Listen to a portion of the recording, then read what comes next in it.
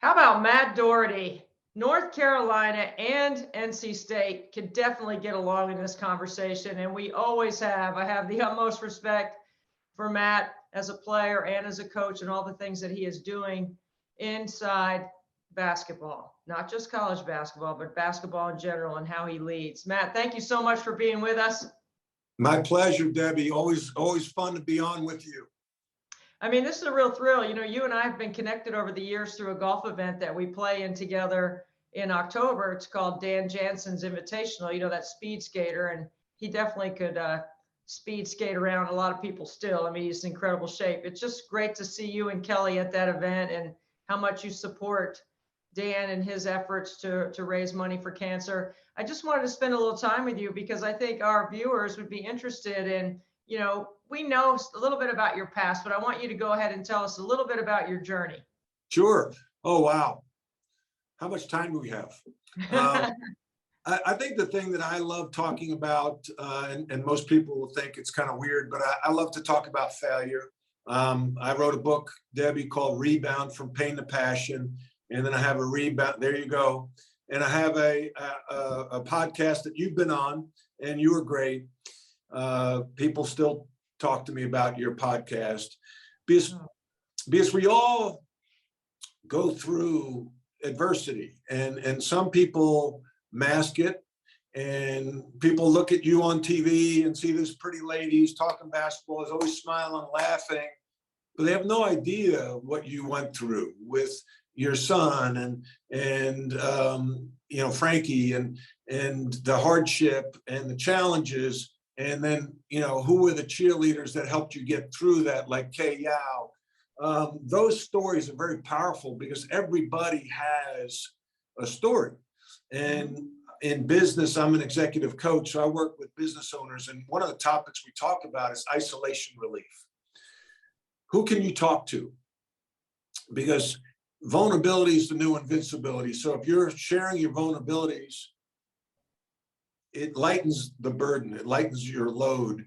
And it also helps other people because they think everyone else has it going on, right? I tell people I wear 3 masks. I wear the tough guy mask because I'm from Long Island and I'm supposed to be a tough guy.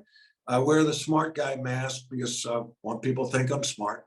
And then 3, I wear the got my stuff together mask. And I generally don't have my stuff together. And so, and when I feel like I do, it's very fleeting. And, but when you share that, people lean in and it gives them peace because, oh my gosh, I'm not the only one. I thought that Debbie had her stuff together, but she went through this amazing trial with, the birth of Frankie and watching him and helping him grow up and the fights you had with the school district and how they wanted to treat Frankie. And so when I hear those stories, I'm like, wow, look at Debbie. She got through that. Maybe I can get through this too. Mine's not nearly as bad. So I think I enjoy the coaching part. I am still coaching. It's just not on the basketball court. Matt, it's interesting you say that you talk about failure because we're in a society today that doesn't really want to let anybody fail. Tough love is not considered, the new way. And, in what we've experienced growing up, like you're one of the most decorated players coming out of high school. You go to the University of North Carolina, you win a national championship, you're best buddies with Michael Jordan, and then it launches you into your coaching career. Everybody would look at you and go, wow, that's pretty cool. But what have you learned along your journey that has made this discussion about failure such an important topic in your life? Well, I think it's a mindset, Debbie, and I think that we, having played basketball at a high level, we dealt with failure all the time. You went from, I think it was Pennsylvania to NC State. Was that right? Where Ohio. Ohio, sorry. Mm-hmm. And, you were. Well, actually New York. We were in New York and then North Carolina. Then, okay. Then, yeah, grad school. But as a player, you get to NC State, and what you could do in high school, all of a sudden you couldn't get away with in college. And same thing for me. So you deal with this little adversity. And I love quotes. I collect quotes. John Maxwell says that you grow at the end of your comfort zone. And so to me, it's all a mindset. And Nelson Mandela, who was in prison for 30 years, comes out of jail in South Africa and says, I never lose. I either win or I learn. And, so I get cut by the Cleveland Cavaliers after college. And I remember working on Wall Street. I was telling this story recently because the movie Air has come out with Michael Jordan and Nike signing Michael Jordan and how it really saved Nike. And so Michael Jordan and I finish our careers together, and he gets drafted by the Bulls and I get drafted by the Cleveland Cavaliers. He's the third pick and I get drafted in the 6th round, and I don't make it. And that next year I'm working in New York City, and I'm running on Broadway, trying to stay in shape, thinking I'm going to make a comeback and maybe play in Europe. And a bus pulls up. This is in Manhattan. This is in 1985, 86.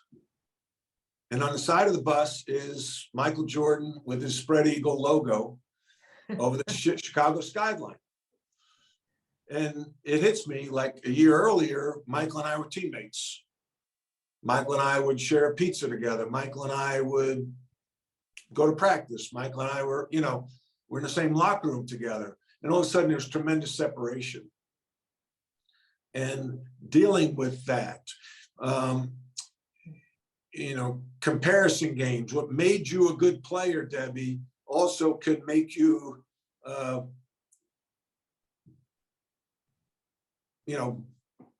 hurt your peace of mind, right? You probably, you're a competitive person. You wouldn't be where you are without being competitive. And so, you were the tallest girl in school. You were the best shooter in school. You're the best athlete in school. Then you get to NC State. And then you get outside, you don't have basketball anymore. Now you get to announcing and you're like, okay, I think I'm better than her or him. Or that her or him has this job you don't have. Why? Mm-hmm. And can you accept some of that, but yet still move forward and try to get better? But is there still a piece? That's an internal struggle that is, to me, a work of the devil, quite frankly. But managing what your biggest strength is also your biggest weakness. And I talk a lot about that because my biggest strengths was I was intense, I was driven, I was competitive. Well, you can be too intense sometimes, too driven, too competitive, and turn people off. And so I talk about in that book, Rebound, the 6 no's of leadership. The number 1 no is you got to know yourself. And so I'm 61 now. I know that surprises you. I know that surprises you, but you continue to learn. You continue to be curious. Mm-hmm. You continue to get better. And that's what I'm still coaching, and I love helping people reach self-actualization. And it's a journey. You never get across the goal line. I tell people leadership is like playing football, and you get into the red zone, you think you're going to score, and somebody pushes the button and extends the field another 100 yards. That's leadership. That's life. Mm-hmm. I find it so interesting that your book is outstanding, by the way. Let me show it again because I highly recommend it. Actually, I have a good story about this book. I had taken this book with me to Thanksgiving to a tournament I was working, and I ran into somebody that I had never met who was a strength coach at Utah. And we started having this discussion about just the things about your book, the things in your book. And I said, I have a couple chapters to read. I'll be done before the tournament's over, if I give you this book to read, will you send it back to me? And I didn't even know this person. And she did. She read it, sent it back, and sent me 3 pages of notes of what she learned and how she was able Wow. to better help her athletes at Utah, who ended up going to the regionals in Greenville and playing in the NCAA tournament in the Sweet 16. So Wow. they had a run that they had never had before, and we all know how valuable the strength coach can be to any Yes. basketball. So Yes. I highly recommend it. And I think you're absolutely right, Matt. I look at myself. I'm the same way. My competitive drive is my strength. It's also my weakness. There are things out there that I don't know why I don't have on my resume or work. I'm not allowed to do that, or I can't get that piece of work. But that doesn't change my drive. That's where the competitive drive can be good and can be bad. Yeah.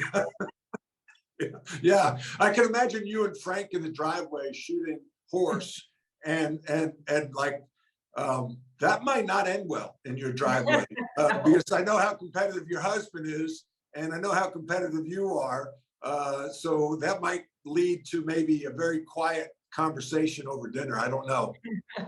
It's also the boys too. There's no one cutting me any slack around here, and they don't take it easy on me in the driveway either. So, but it's fun. It's all part of the makeup of our guys too, which is kind of nice to watch. They've done a nice job of finding balance there because I think they have learned, right? I mean, they listen to us, they watch what we do, they see how driven we are, they see when failure comes. I don't mind sharing it with them now because they're older, because I think it's important that they understand it so they can learn and move forward as Yeah. well. And that gets us to Frankie, because it's just as important for him to learn to succeed as it is for him to learn how to figure out what to do when it doesn't go his way or an issue comes up. And he's not somebody who's going to, be able to pick up the phone and exactly tell me what it might be, but he's a really good self-talker. And when he self-talks, sometimes you can figure out what's going on. And if you listen to him long enough, he usually comes up with a solution. It might take him a little bit to get there, but we all do a little self-talk, don't we? Self-talk, it's funny you bring that up, Debbie, because I think it's one of the most important things we do. And so many people sabotage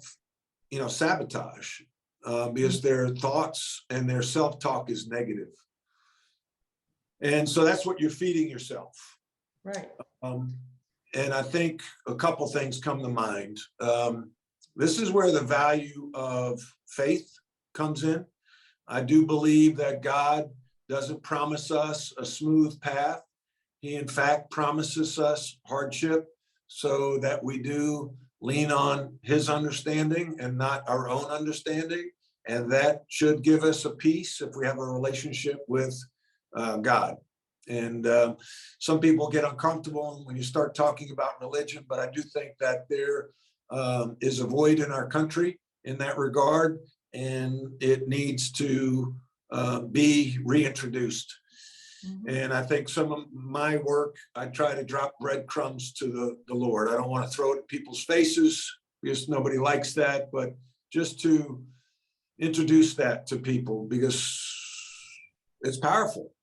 And if we have our own understanding, I think the devil's pretty good, and the devil starts working on us, and we need the peace that only God can give us. And then I think we need encouragers in our lives. We need to be around people that we can be vulnerable with and that they can be champions for us. And sometimes what you just discussed with Frankie, when he verbalizes it, when it actually comes out of your mouth and you hear the words coming out of your mouth, you realize maybe sometimes how ridiculous it sounds. Mm-hmm. I can't do this. Oh, that person doesn't like me. We start to play games with our minds. And when there's a lack of communication, the default emotion's negative. When there's a lack of communication, our default emotion is negative. So sometimes we just need to verbalize it. And I know that I don't want judgment. We don't, I'm a fixer. You're probably a fixer. And I think sometimes the best gift we can give somebody is just to listen. And don't tell them how they can fix it. But I'm a coach. I fix things. And to have the piece of, let me just talk to you. And as it comes out, I'm sharing my burden. So I just automatically unloaded 50% of the weight on my shoulder by sharing it with you, Debbie. And you just listened. That's powerful. There's power in that, and that sharing, the ability to share, and the ability for that person to listen and absorb like a sponge. So now that weight is lifted, and I can trust you with that burden, that you're not going to weaponize that against me. And we need more of that, because people share on Twitter, and all of a sudden, bam, you know, and there's so many people prejudging your thoughts. And that's prejudiced, prejudging. It's not a safe place. We need safe places. The kids with Snapchat, like I heard this the other day, a kid can put something on Snapchat, and like I'll express maybe an interest in you, Debbie, as a younger, you know, Debbie, I mean, you know, these young kids, and then you just go away and you leave me hanging. You know, now it's open. And then people will make fun of me. That's one of the reasons that mental illness is probably at an all-time high in our country, because we are putting our self-worth in the hands of other people instead of the hands of God and maybe a few close friends that really mean something. Well, Matt, this conversation is just one piece of a journey that has taken you to many different places through experiences with many different great leaders. And it would be remiss of me never to mention Dean Smith here, because, you know, you've already talked about Kay Yao. We know what she has meant to my career and to my life and to my family. And I know Dean Smith has had a similar impression. And it's interesting that they were friends. And I know I've said this before, and I told you this before, that when I was in college, we actually watched film of North Carolina playing certain schemes, because Coach Al wanted to play in a similar scheme as Coach Smith, which you wouldn't think rivals would do that, even though we were playing different sports. But give us a couple of things about Coach Smith that really, that you think about every day. Yeah. I talk more about Coach Smith now as an executive coach as I did when I was a basketball coach. Business is a contact sport, and every organization is made up, I call it the organizational triangle, three things: talent, systems, and culture. And the better your system and the better your culture, the better your talent will perform. Coach Smith had an elite system and elite culture. He was so smart. And at the end of the day, Debbie, culture is king. Because you have a great system, but if your culture stinks, your team's not going to perform at a high level. You can have an average system and a great culture, and your team can win at a high level. As I say that, I think of Jim Valvano. Jim Valvano's system wasn't complicated. You know, get the ball to Derek Wittenberg to shoot threes, or get it inside to Thurl Bailey, everyone else get out of the way. It wasn't hard to figure out, but he had an awesome culture. And that's one of the reasons that talent performed at such a high level. Dean Smith had a system that was a little more intricate and had a similar culture in terms of teamwork. And so one of the things that he talked about, many things, he led with culture. You know, you recruit to your core values, you train to your core values, you discipline to your core values. And his core values were play hard, play smart, play together. And he had behaviors every day in practice that were supported by those core values, like play together. You know, the emphasis in practice was hit the first open man you saw. And if you didn't do that, you got a slap on the wrist. Your team ran a sprint. If you did that, he'd give you a plus point. With plus point, you accumulate the plus points, it gets you out of running sprints at the end of practice. He had a system. And then the one quote that that he said, and he said this to me when I was coaching there. He said, praise the actions you want repeated. And I was a find the flaw kind of coach. I was like, Debbie, you missed the box out on the baseline. Debbie, you didn't run the floor fast enough. Instead of saying, Debbie, great box out. Debbie, way to run the floor. Because I felt like, well, you're already doing the things that you're expected to do. Why stop and praise that? That takes up too much time. But that creates a loyalty. And it also, your teammates then say, boy, is that all it takes for get the praise? It's like a kid, right? Whether it be your other kids. Like my mother was so smart. I'd be in the grocery store. I had 3 older sisters. And then it was me. And then my brother showed up a lot later. And we'll talk about that in another episode. Irish Catholic family, you know how that is. Yeah. And, yeah, you get it. So I'd be in the grocery store, wall bounce in East Meadow, fidgeting, like starting to mess with stuff in the aisle, grabbing candy, you know, messing around, fidgeting. And she'd say, oh, Matthew, you're so patient. And I'd stand up straight. She praised the actions she wanted repeated. She didn't get on me for being impatient. Like, that's really smart. That's emotionally intelligent. And that's what Coach Smith would also do. Praise the actions you want repeated. Such a great parenting tool as well with your own kids to get them to have the kind of team culture you want to have in your family. We try to do those things too. I love that, Matt. And I love that you and I have become such good friends, and I'm so respectful of what you've done and how you've gone about conducting your business. And then to put it in a book so that everyone else can learn from some of the decisions that you made that maybe you would redo or think again is really so insightful, because you mentioned vulnerability at the very top of this interview, and that's exactly what this book reveals. And that makes you more endearing to a lot of people. And not that you weren't beloved anyway. I always loved and respected you, but it's another level now, man. It's another level. Well, that coming from an NC State gal means a lot. And we can reach across the aisle and play on the same team. No, it's been really cool to get to know you and your family. And sitting at dinner at the Dan Jansen event with your husband, Frank, and my wife, Kelly, and to do like the deep dive, like the name game. So Frank, where are you from? Well, I played at Columbia. I'm like, huh, where'd you grow up? Deer Park. Huh, when did you play at Columbia? Huh, do you know Gene Larkin? Oh yeah, we were teammates. Well, Gene Larkin, as we talked about, Gene Larkin was the starting point guard on my 8th grade team.